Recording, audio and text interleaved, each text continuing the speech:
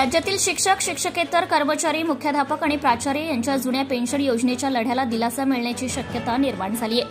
दिनांक 1 नोव्हेंबर 2005 पूर्वी नियुक्त व नंतर 100% अनुदानित झालेल्या कर्मचाऱ्यांना 1982 ची जुनी पेन्शन योजना लागू करावी या मागणीसाठी राज्यभरातील शिक्षक संघटनांनी एकत्र येत आझाद मैदान येथे दिनांक 14 व 15 जुलै रोजी आंदोलनाची हाक दिली होती.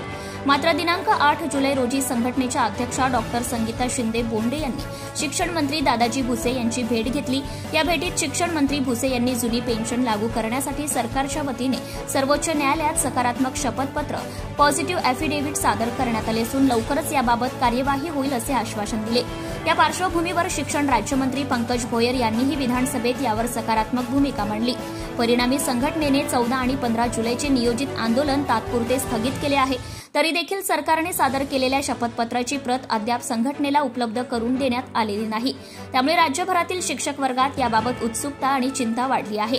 14 व 15 जुलैला होऊ घातलेल्या जुन्या पेन्शन संबंधीचं आंदोलन शिक्षण मंत्र्यांच्या शब्दाला मान देऊन स्थगित केल्यामुळे सरकारला विवश करण्यासाठी आज राज्यभरात जुनी पेन्शन कोर कमिटी या संघटनेच्या माध्यमातून संघटनेने मुख्यमंत्री देवेंद्र फडणवीस, उपमुख्यमंत्री एकनाथ